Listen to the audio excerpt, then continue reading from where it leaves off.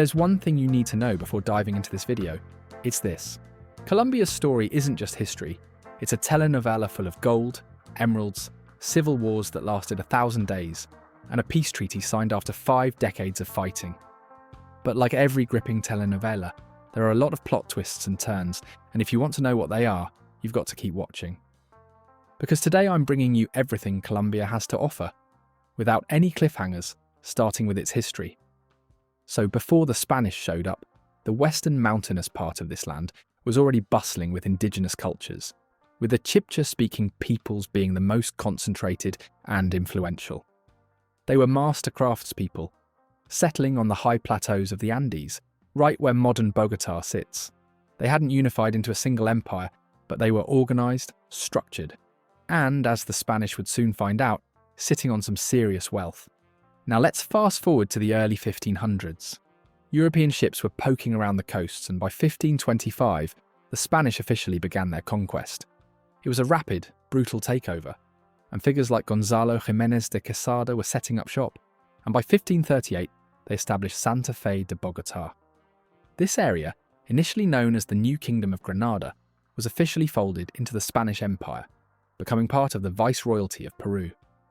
The indigenous population sadly declined rapidly due to European diseases and the demands of the brutal encomienda and slavery systems.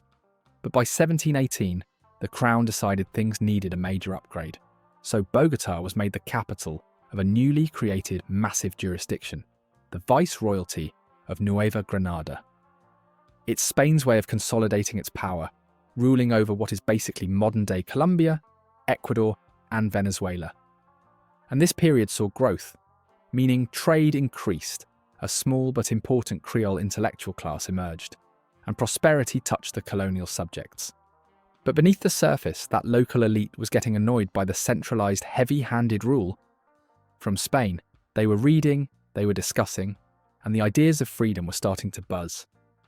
And you know how it is when you're building up to a massive argument? All it takes is a trigger. For Nueva Granada, that trigger was in Europe, the French invasion of Spain in 1808.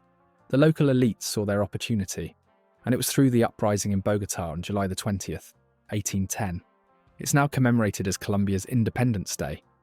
But the Spanish didn't give up easily, which led to a decade of civil strife as local jurisdictions fought each other and fought the Spanish. The war was brutal, but then the hero of South American independence entered the stage, Simón Bolívar. By 1819, Bolívar's genius military campaign decisively defeated the Spanish at Boyacá, and almost immediately, the ambitious vision of Gran Colombia was declared, which united Colombia, Panama, Venezuela, and Ecuador into a republic. But sustaining that dream was harder than winning the war, because Bolívar's massive republic was plagued by civilian and military rivalry, and frankly, not enough groups loved the republic enough to fight for it. So between 1829 and 1830, Venezuela and Ecuador split off, and what was left? That would be the state of Nueva Granada, which is essentially modern-day Colombia and Panama. Now, with the Spanish gone, the next great struggle began, a modern political war between the liberals and the conservatives. In the 1840s and 1850s, the liberals pushed through huge reforms, like ending slavery and getting the church out of the state's business. But these reforms often hurt the poor. Ending the indigenous communal land system, for example, just led to the wealthy elite consolidating more power and land, turning former landholders into tenants. So, this intense class conflict, mixed with the liberal-conservative feud, plunged the country into decades of instability.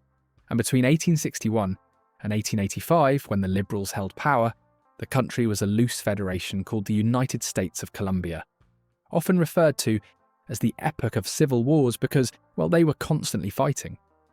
By 1885, the conservatives took over, centralising power again and restoring the church's influence.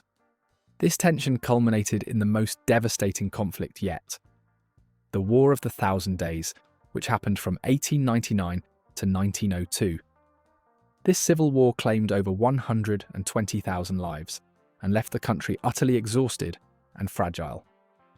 And in a final blow, in 1903, the devastating war was immediately followed by the loss of Panama, which revolted and declared independence with help from the United States. Colombia then saw a period of quiet development, with its most famous export, coffee, boosting the economy right up until the late 1920s. But the divisions never healed, and with that came another wave of tension that happened in the late 1940s. La Violencia was another civil war between the liberals and conservatives that killed a quarter to a third of 1 million people. The only way out was for the two parties to form a power-sharing coalition, or the National Front. But guess what? By essentially shutting out all other voices, they created the environment for a new type of conflict.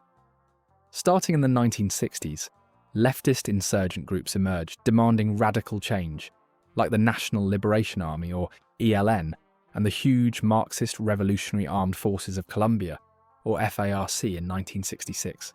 This marked the beginning of a complex three-way armed conflict that would last over 5 decades. The violence was bad enough, but then it got a massive, destructive fuel injection: drugs. By the late 1970s, the fight against drug traffickers began to escalate dramatically. You see, the massive profits from the illegal drug trade were actually funding various armed groups, specifically the insurgent groups and the paramilitary groups that popped up to fight them.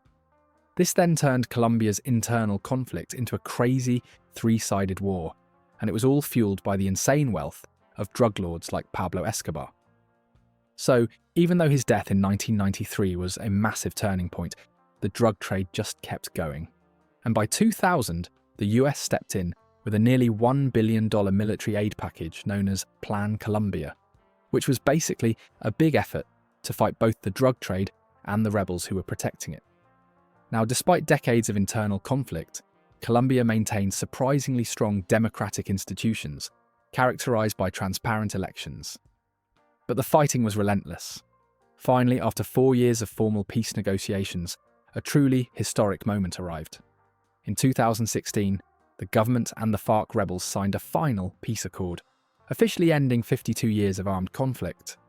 The FARC formally ended its existence as an armed group in 2017, committing to demobilize, disarm, and reincorporate into society and politics.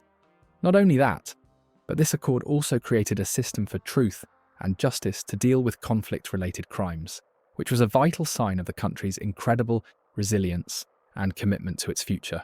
And the story continues to evolve. In 2022, the country elected former rebel Gustavo Petro as its first left-wing president, demonstrating that the country is still working to integrate all parts of its story into its political life. But now you might be asking, how did all this drama and conflict play out across such a massive, diverse landscape? Well, that is where the geography steps in and becomes the ultimate character in our story. So, you know how most countries are kind of one thing? Like mostly desert or mostly flat plains? Not Colombia. This place is a masterclass in geographical diversity, and it's shaped everything we just talked about, including the people, the conflicts, the regional culture, everything. But first things first, the location. If you take a look at the map of South America, Colombia is right at the northwest corner, and its location is basically a gold mine. It's the only country on the continent with 2 coasts. You've got the warm, sunny Caribbean Sea coastline to the north, and the wild, powerful Pacific Ocean to the west. This positioning gives Colombia incredible international importance, and not to mention its neighbours like Panama to the northwest, Venezuela and Brazil to the east, and Peru and Ecuador to the south. But the real action begins when you move inland. The Andes Mountains are the absolute defining feature of this country. They don't just run through, they dominate the entire western 2/5 of Colombia, and they slice into 3 distinct, massive mountain chains: the Occidental, the Central, and the Oriental. You can literally go from a tropical valley floor to a freezing, snow-tipped peak, all in a single day's drive. This is why Colombia is so famous for its land of eternal spring at intermediate elevations. The altitude reduces the equatorial heat, giving places like Medellin and the capital, Bogotá, their perfect climate. Bogotá, by the way, is perched way up on a high plateau in the eastern Cordillera. These majestic ranges are more than just scenery.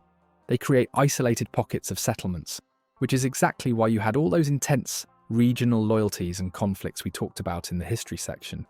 The mountains determine where people live, and over 90% of the entire population is crammed into the mountainous west, and along the two coasts. They also determine communication. Historically, the easiest way to travel wasn't east-west, but north-south, paralleling the mountain ranges.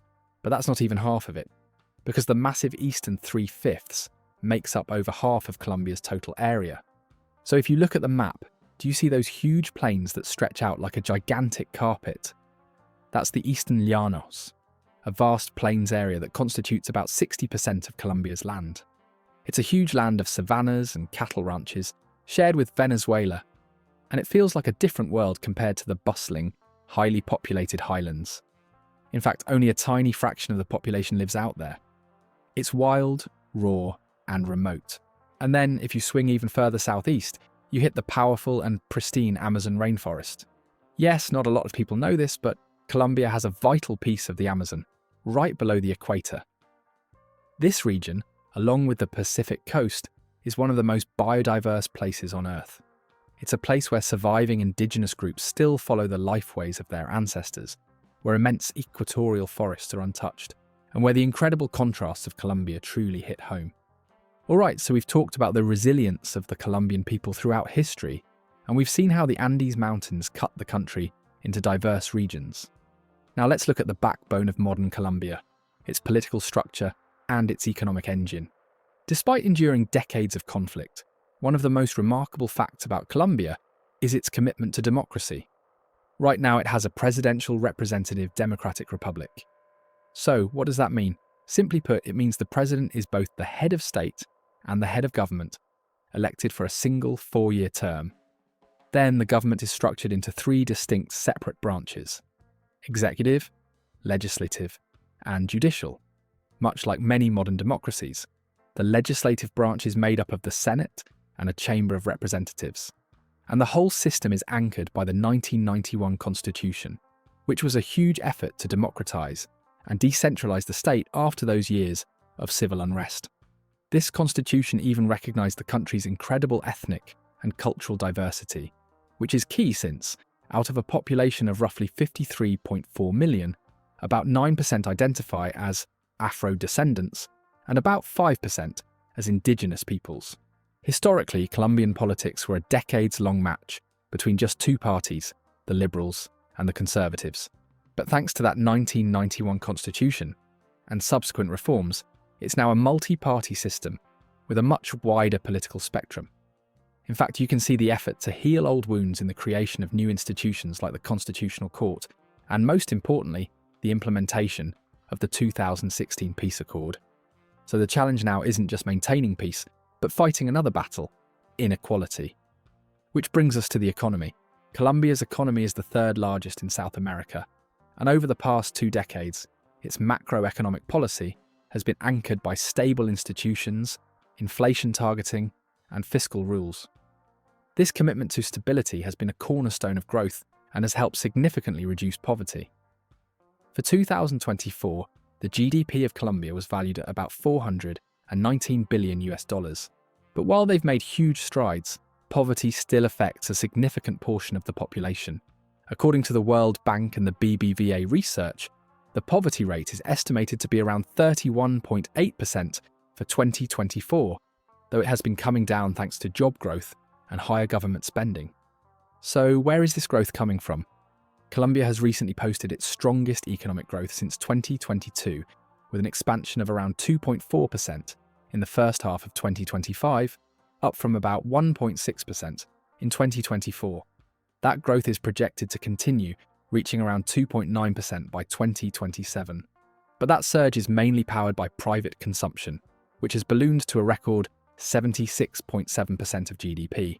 So yes, people are finally spending more because inflation is easing, and interest rates have fallen just a bit. The flip side though, business investment isn't keeping up. Capital-intensive sectors like construction and mining are stagnant, and investment in crucial infrastructure is weak. But the good news is, Colombia's economy has some good momentum. Manufacturing, agriculture, and the service sector are all doing well. But here's the catch. The country can't just rely on people maxing out their credit cards. To get lasting, balanced growth, Colombia desperately needs to boost fixed investment. This is key to solving persistent issues, like its complicated tax system, and its surprisingly low global integration. So now that we've covered the hard numbers, are you ready to pivot to the fun part? It's time to talk about the incredible people, the rich culture, and the vibrant life that make Colombia so famous. But honestly, you can't really talk about Colombia without starting at the very beginning, can you? It all starts with the ancient indigenous tribes. They were famous for making the most gorgeous, intricate gold crafts, and those glittering treasures are what actually sparked the legendary hunt for El Dorado. And this mythical land of gold and emeralds is what brought the Spanish conquistadors pouring in. And just like that, Spanish colonization began. And one of the contributions of the Spanish is the introduction of Catholicism, which is still a huge deal today. If you ever go to Popayan, you can see how deep that faith runs during the famous Palm Sunday procession.